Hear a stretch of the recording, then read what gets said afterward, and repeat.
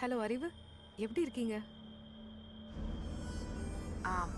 எனக்கு கொஞ்சம் உங்க ஹெல்ப் வேணுமே. பேங்க்ல ரொம்ப பிரச்சனை பண்றாங்க. ப்ராப்பர்ட்டியை சீஸ் பண்ணிடுவாங்க போல இருக்கு. கொஞ்சம் பணம் அரேஞ்ச் பண்ண முடியுமா?